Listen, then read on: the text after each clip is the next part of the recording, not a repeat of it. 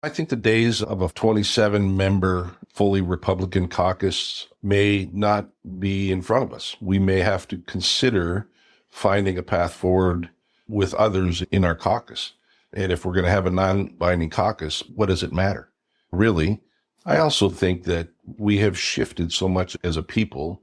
I'm 65 years old. You look at JFK. JFK right now would be a Republican.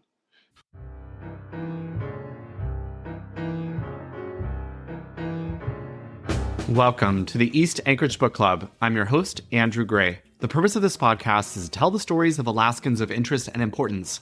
Today, our guest is Alaska State House Representative Kevin McCabe of Big Lake. After a career in the Coast Guard brought him and his young family to Kodiak, he began work as a pilot. That work took him to East Anchorage and eventually to Big Lake. He and his wife, Linn, entered politics as supporters of Sarah Palin for governor in the mid-2000s.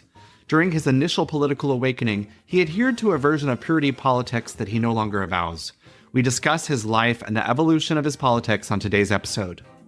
Kevin McCabe, welcome to the podcast. Thanks. Nice to be here. So I have lots that I want to talk about with you, but I feel like we'll save the political talk for later. You grew up in Minnesota. I did. So born and raised. I was born and raised in a little town called Hibbing, which was right in the heart of the iron ore mine country, about 75 miles northwest of Duluth. And so Edmund Fitzgerald, remember that whole thing? We used to haul ore down to Duluth on the rail cars, and it would go on vessels like the Edmund Fitzgerald and go to Pittsburgh for steel making, U.S. Steel and all. And is that what your dad worked in?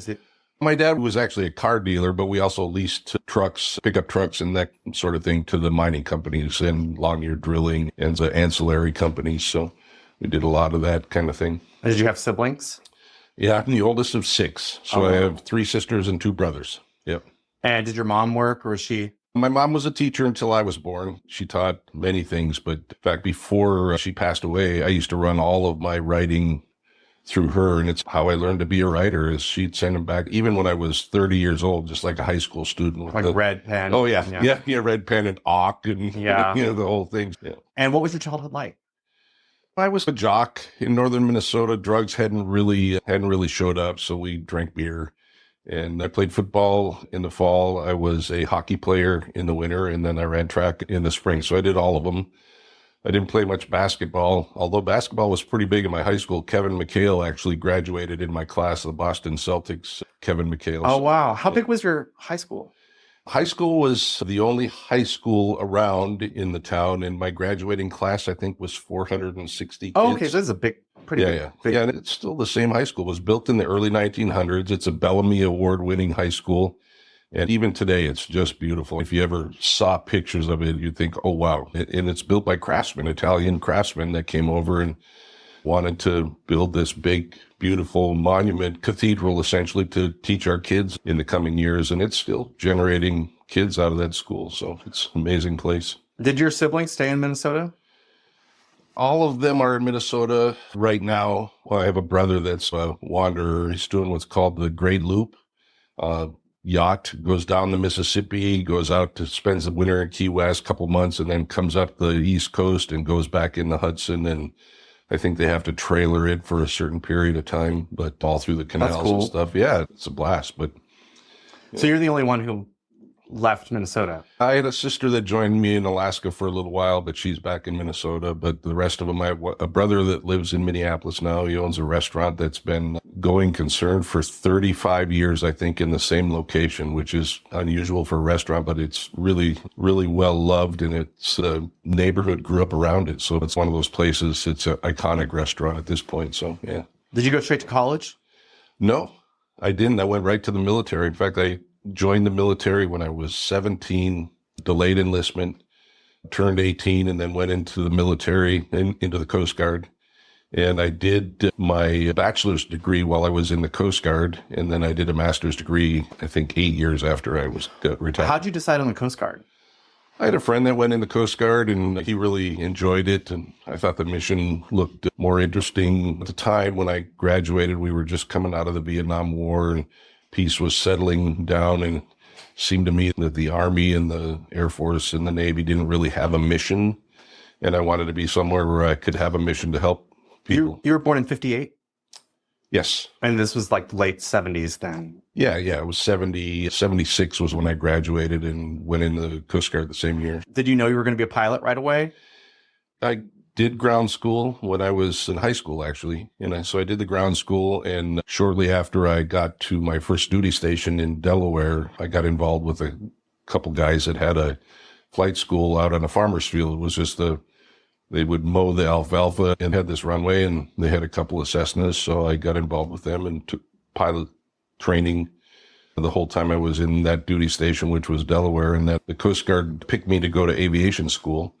And I went into what we call AD, or Aviation Machinist Mate School, and then eventually went to flight engineer school and started flying as a flight engineer on C-130s and got into it from the back door. So I'm bouncing back in. It's my own ignorance, but was there a Coast Guard presence in Minnesota? Do they have Coast Guard on the lake? Yeah, they do. Any navigable waters has Coast Guard, but Duluth had a small boat station. But really, the only reason I went in the Coast Guard is because I had a friend and said, hey, these guys got things going on. Search and rescue, you can get into aviation, you can get into ships if you want. They got a lot of going on with aids to navigation and that sort of thing. So that sounded like something I was interested in. So went to flight school from Delaware? The flight school I actually didn't go to. I paid for my own private pilot license and started to build time as I went on. Aviation school for aviation machinist mate was in Elizabeth City, North Carolina. And that's an enlisted school. And then you go to your duty station. My first one was in Sacramento, California. And then after working there for a year and a half or so, they sent me to flight engineer school, which is a sub duty from aviation machinist mate. The Coast Guard had this, if you fix them, you fly them kind of policy, which makes for better maintenance, truthfully. Flight engineer is a crewman. He sits between the pilots and tells them what to do, right? In a C-130. You're being a pilot, like that was kind of like your own deal because it wasn't your job in the Coast Guard. So you basically were like super pilot in a way because you could pilot, but you also understood how to fix it. My last couple of years in the Coast Guard, I went down and got the rest of my ratings. So I went to Hillsboro, Oregon, took leave from the Coast Guard, stayed in a little apartment with a bunch of guys, and spent a month getting my commercial instrument, certified flight instructor, all those sort of things. They had simulators and libraries and instructors and all that sort of stuff. I went there and did all that. Then I came back to Kodiak and started instructing for the flying club there on Kodiak, and eventually got an air taxi job. And so as a pilot, you have to build your flight hours and build your experience or they won't hire you. And at the time, I think the airlines were looking for 5,000 to 8,000 hours, and I had 1,000. So you have a lot of hours to make up. Yeah, I started flying part-time. I was still working for the Coast Guard. I started flying part-time for an air taxi there in Kodiak and built hours that way. Eventually got my float rating and did a bunch of float flying and that sort of thing. And then when I retired from the Coast Guard, Southern Air Transport was looking for pilots.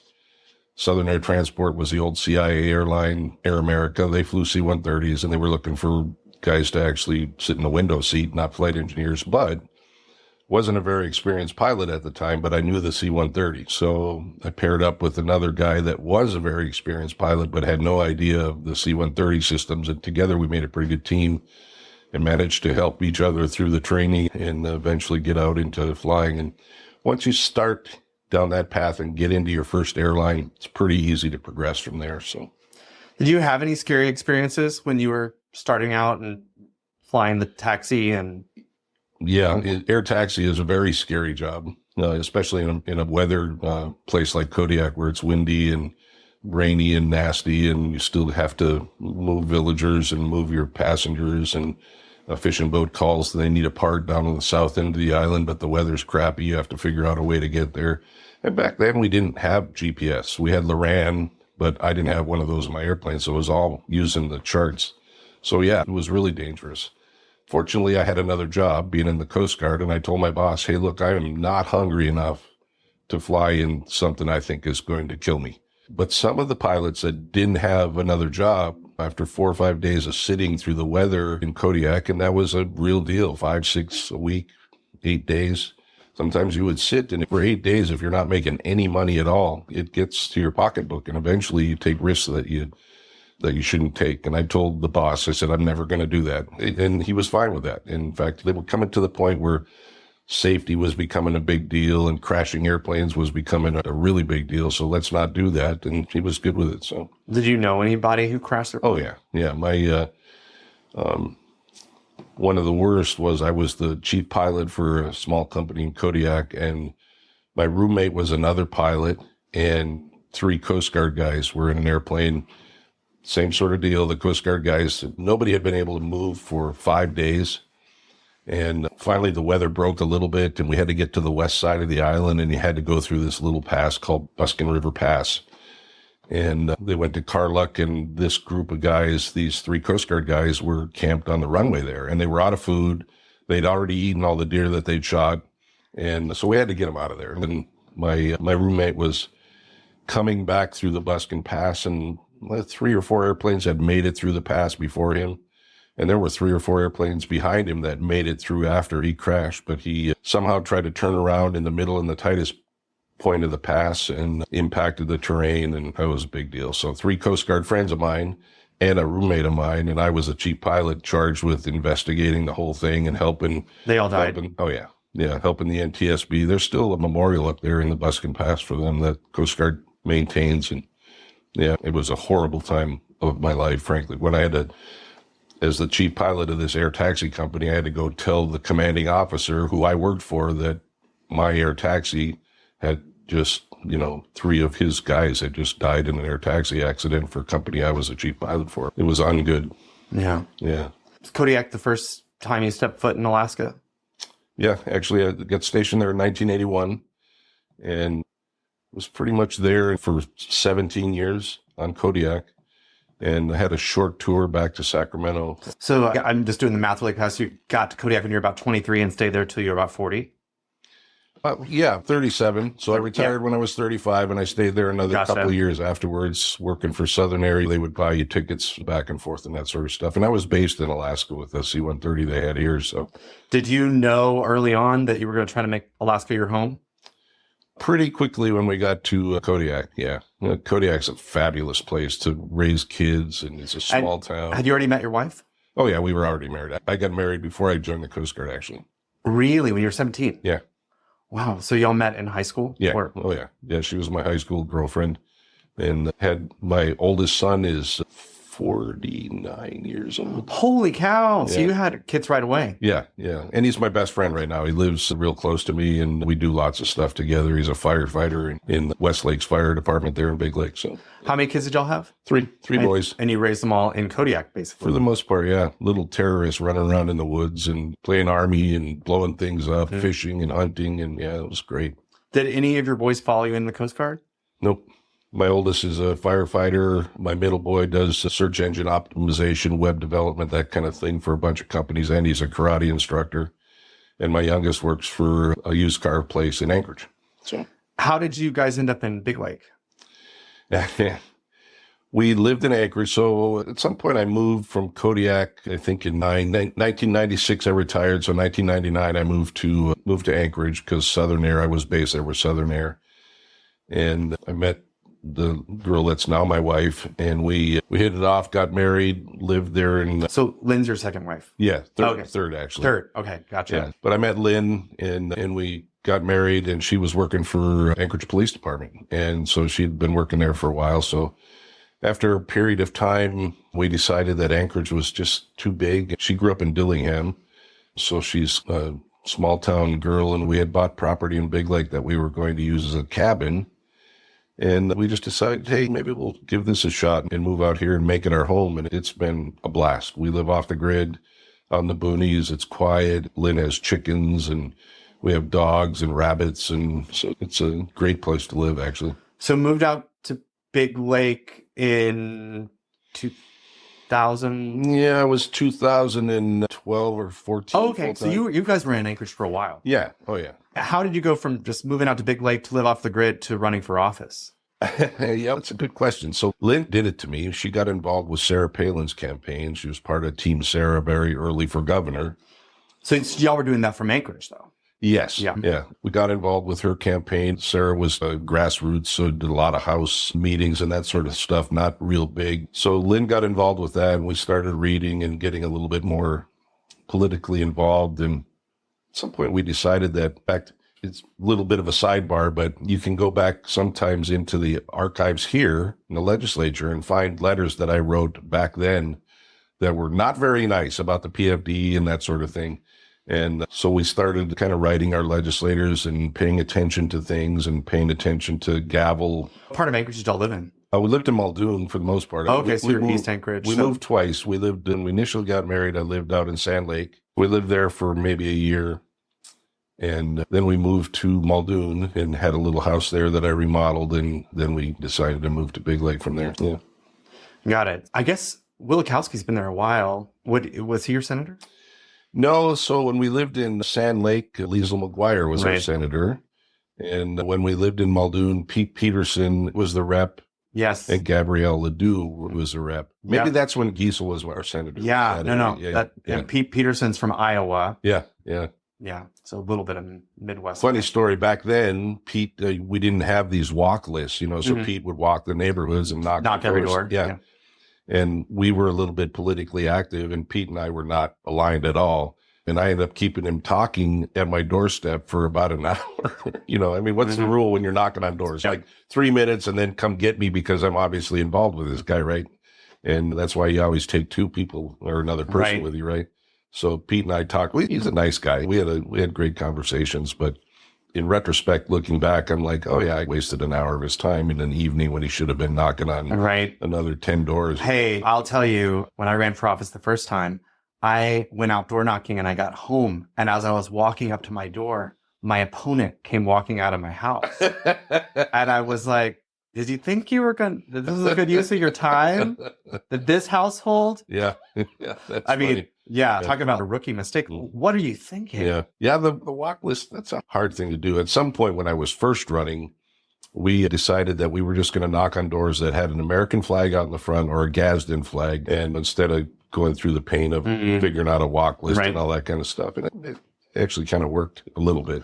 I live in the most conservative part of my district, which when I first filed, my campaign manager was like, it's perfect. You want to live in the most difficult part because you're the neighbor. Not that it matters, but I've said this before. I was like, look, when I'm tired, I'm like, I cannot knock on difficult doors. I can't do it. Yeah. But yeah, I can relate to that. I used to fly with a bunch more liberal crew members, captains and first officers. And on the very first part of the trip, when you're fresh and smart and thinking it's okay to have a debate, but man, when you're tired after a 10 or 12 hour day, getting into a political debate is just, let's not do this right now. So your first time you ran for office was 2018? No, it was 2020 for the 2021-22 session. So right in the middle of COVID, So I got very unusual for a session. Yeah, I got COVID the election night at Evangelos. Shelley Hughes and I both got it. So I had already had it by the time I got down here. And it was an interesting time, wasn't it?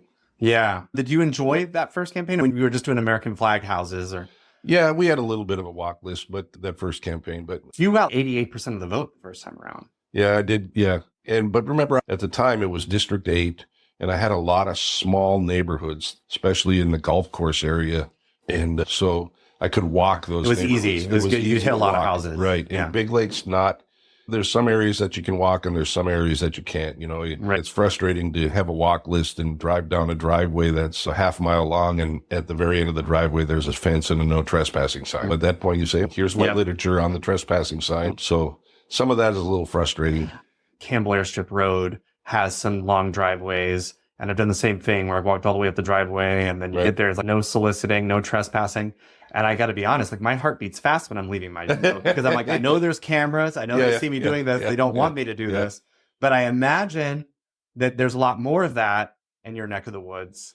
Yeah. And also, I think just more risk of people just being like, get off my property. Sure. And we've had that, actually. I had a woman call me up and pretty much was swearing at me. Your wife was on my porch and sorry, man. Didn't mean to intrude. Just wanted to leave some literature for you. You come get your literature. Can we talk when I come? Right. No.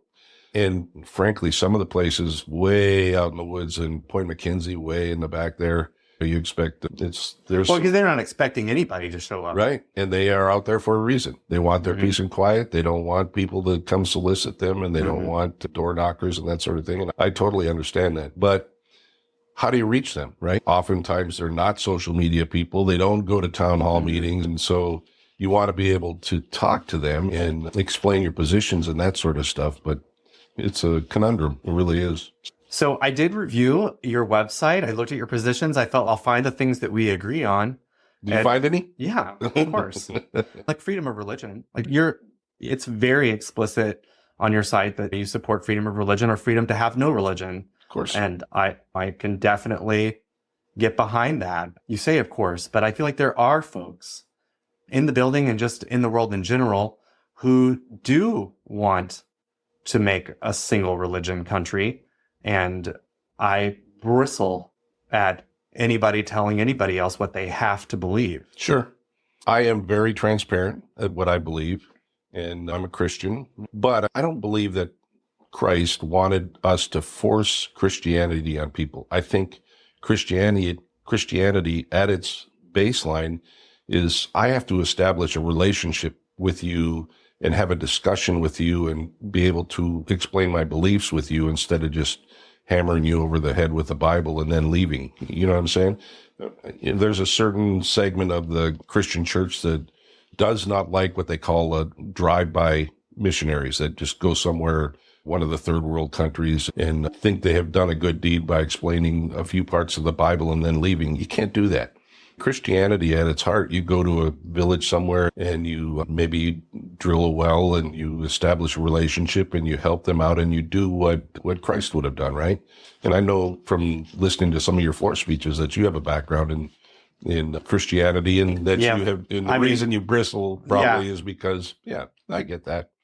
There has to be a better way. There has to be a better way to convince people that your religion is something that they might be interested in. And you do that by demonstrating what Christ would have done, in my opinion, for them and with them in establishing a relationship. I lived in Saudi Arabia for a while, and I guarantee you that the Muslims in Saudi Arabia believe that their religion is correct and the others are wrong. Yeah. And it was an interesting life experience because, and I've shared this many times, that coworkers would say, hey, let's have dinner. And inevitably it would turn to, have you read the Quran? Okay. And it was always about conversion, and they're sharing what they believe is their good news. Right. They think they're doing what's best for me. Sure. And so I see it through the lens. And so I know what that felt like. And so I understand how other folks maybe don't want Christianity shoved down their throat in the same way. And I think in our excitement as Christians, we tend to do that.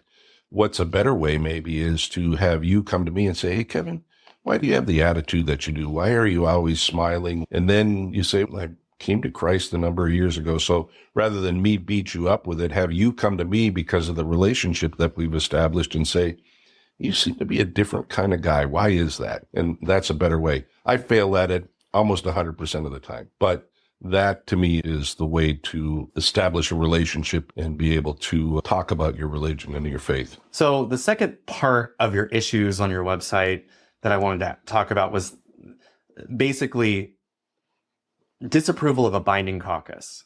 There was some language about that on there, about that your caucus should tell you how to vote and people shouldn't elect a representative who's going to just do what their caucus says. But in that same language, you state that they should align with their party. Yeah, so that's the problem, I think, a lot of the problem with the Republican Party right now. We have this big, long list of Republican platform or planks, it's 27 or 30 things long that we're supposed to be following. Some Republicans follow a good many of those, and some have decided that this particular piece of the platform they can't follow for whatever reason. Maybe it's their religion, or maybe it's their upbringing, or maybe it's the district they live in. And I get that. As far as the binding caucus, if you have leadership and if you are a politician that can explain your positions and convince other people to come to your position, you shouldn't really need a binding caucus, right? However, I just came out of the majority. We did not have a binding caucus, and you watched probably how difficult it was without a binding caucus to command a vote, right? So a binding caucus to me says, hey, the leader doesn't have enough leadership ability to bring 23 or however 22 other people along with them. So they have to have a stick to beat them with. And that stick is often, we will remove you from committees or we will expel you from the caucus or whatever. So it's a carrot and stick approach, which is the default position that a lot of leaders fall into. If you don't do this, you'll be fired. So in my opinion, if you have a leader that's charismatic enough and has enough leadership ability, you don't really need a binding caucus. But having just survived 2 years without a binding caucus in the majority, I understand better now, probably than when I wrote that, how difficult it is. Okay, that explains the caucus part. What I read into it was that if you call yourself a Republican, you need to be a Republican. So there is the big tent idea that Reagan had where there's all flavor of Republicans. And I believe as a very conservative Republican, I can see what my very conservative fellow Republicans are angry about when there is somebody that's not as conservative as they are. I think the problem that we don't see or we fail to understand as Republicans is those people, like you just mentioned your district, those people were elected maybe in a district that's not quite as conservative as the Big Lake district. I'm comfortable in Big Lake because arguably it's the most conservative district in the state. The first year was 84% Trump or whatever. So very conservative, right? If you use Trump as a metric for measuring conservatism. But I understand that there are others in Anchorage that have constituents that are not as conservative, and they also need to serve them. And we're seeing it right now with all the pressure that people are getting from their more moderate folks that don't quite believe the way Big Lake folks believe. So I didn't really understand that, I don't think, until I got down here. And I think that many Alaskans don't understand that. They want me to do this. My constituents, you have to do this. Wait a minute. I have less conservative folks in Talkeetna, in Willow, in Denali area that I also have to serve, and they're telling me that they don't want me to do that. So at some point I have to come down and make a decision, because that's what we are, is we're representative, and we make decisions for those 18,300 people. And I guess if I were to think of a concrete example, it would be changing the name of Denali. yeah, right. Well, that's because example. So you did ask for reconsideration, and Sure. you said you wanted to reach out to your And I did. folks. And there's a great number of people in Talkeetna that have businesses say Denali Camping or Denali Air Right. Taxi and that sort of thing. And also in Trapper Creek and further north, Denali and Cantwell. And I felt I didn't have enough time, I felt, to study this before this came to the floor.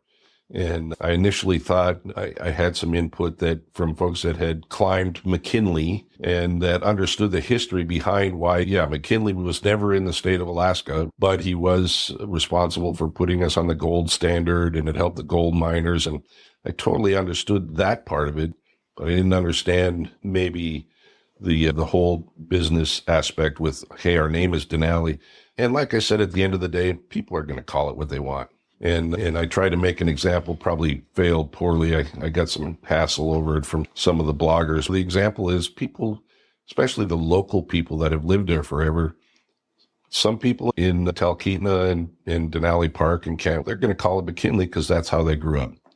Some people are going to understand that Denali was the historical native name for the Great One, or however you want to parse it, and they're going to call it that. And I'm okay with it, either one of them. But So thought about it when I read about Republican, and I'm paraphrasing, it doesn't say Republicans have to be Republicans, but basically that you need to have some party allegiance. sure. I'd read it from my perspective of having to have allegiance to the Democratic Party, and I definitely break ranks. I'm not in any way, shape, or form going into the territory of Mary Patola voting to censure Kamala Harris.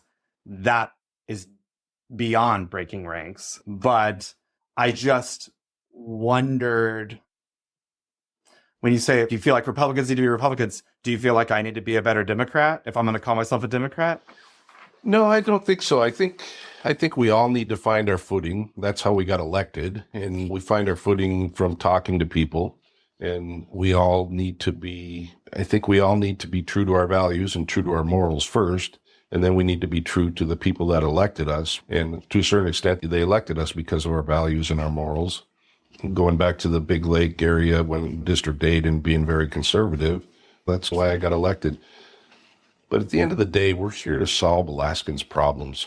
And you and I might have a differing of opinion, and that's the way our country was built. We're supposed to come down somewhere in the middle of that opinion, right?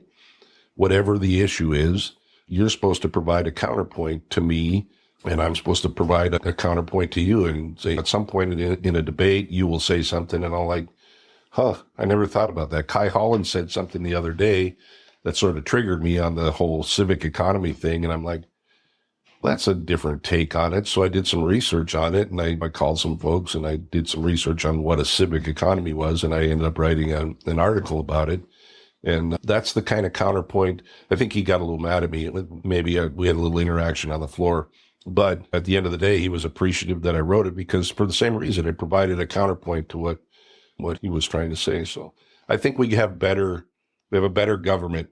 Our founding fathers did the same thing. They didn't all agree. They were arguing and fighting. And I think when Kronk and I went to Philadelphia to one of the academies, NCSL or something, and we went to the original town hall site where, in the church where they were spitting on each other and there was even fisticuffs. My first day as chair of judiciary, I gave a speech in judiciary about people consider the U.S. Constitution to be a sacred document, but it almost didn't get ratified. Right. There was so much debate. New York, I think it was within 3 votes of ratifying it and why were people not voting no? Because they disagreed with large amounts of it. And we were founded on a disagreement. Yeah. And disagreeing is American. At the end of the day, that's what makes us great is our ability to disagree. Unfortunately, with social media, it has so polarized people and it's so inflamed people that the disagreements have widened the gap instead of finding a path to understanding. And what happens is the argument gets so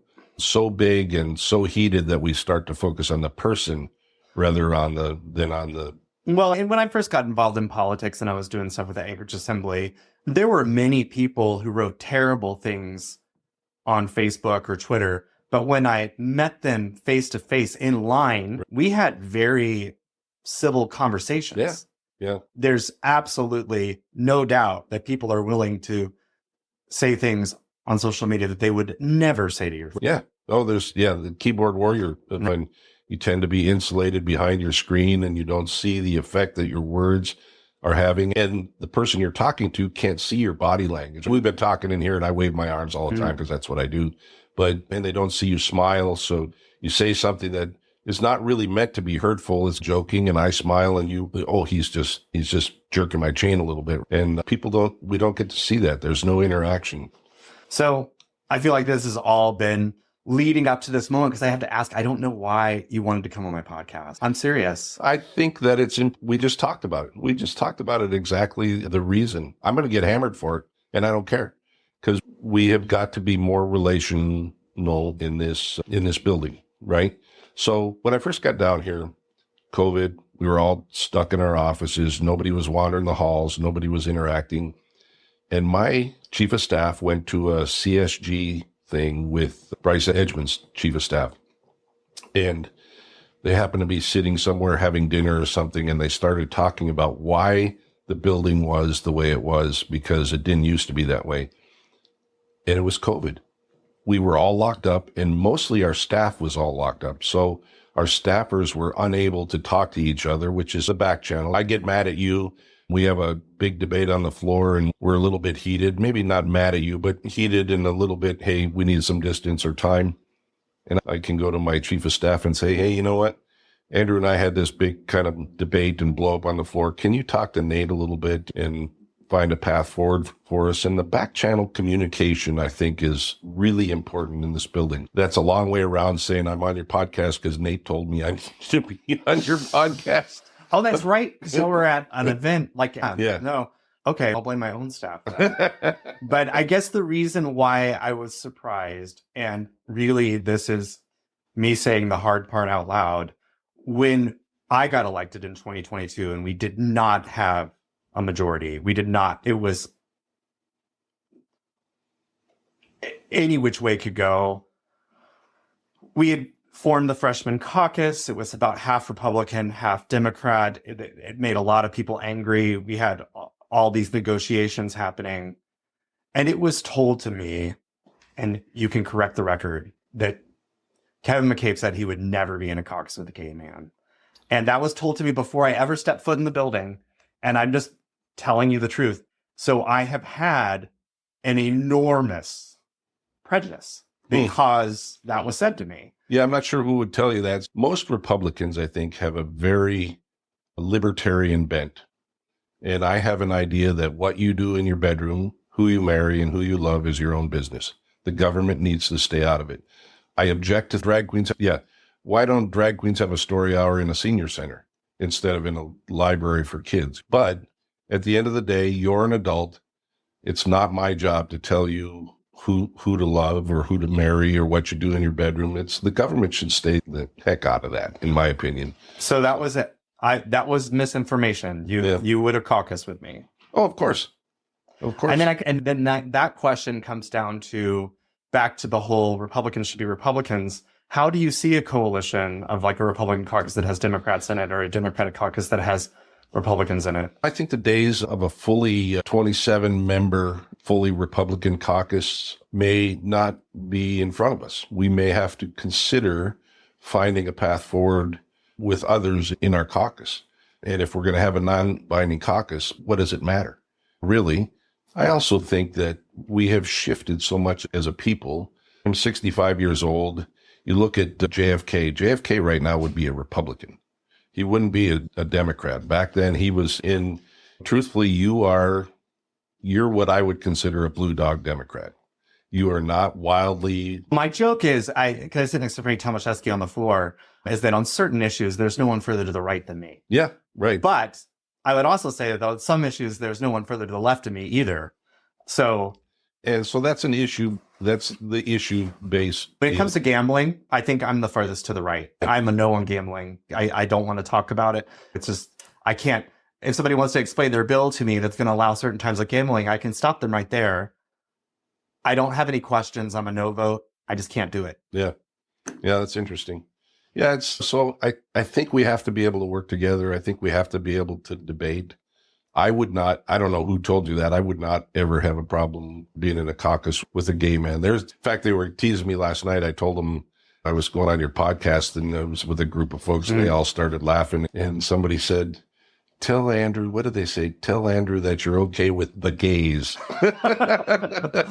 So I guess I should apologize to you because I feel like I've harbored a lot of resentment for 2 years about something that wasn't true. But I did because it was two people who told me and I trusted them. Huh. And That's funny. Yeah. Yeah. Truthfully, it's more difficult for me to consider caucusing with you because you're a Democrat than it is for me to consider caucusing with you because of your sexuality. To me, that's... And you know what? I'll even say this. I made a decision about which committee to be on to avoid you. That's... Really? Yeah. Really? I did. Because the minority list of committees came out before we had been placed on our committees. And I had been planning on going into committee. And I was like, I'm going to just opt for the other one.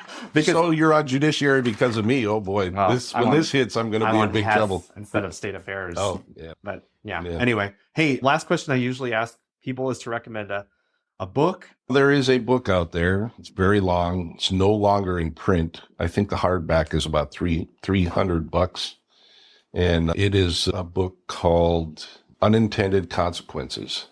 And it's a historical fiction, and it talks about the gun culture, essentially, but it's American culture from very early 1900s, late 1800s, all the way up to present day, and then it gets into fiction, what would happen if. And it's a very interesting essay on what could happen in our country, and I can't remember the author, but... I'll Google it right now. Yeah, it's a really good book, and I've read it a couple times. You can actually find it if you dig deep enough in the internet in a PDF format. Somebody took the time to cut out all the pages. Oh, John Ross? Yes, John Ross. Yep. Oh my God. If you buy it at Thrift Book, that's $118.29. For the paperback or the hardback? I don't know. Yeah.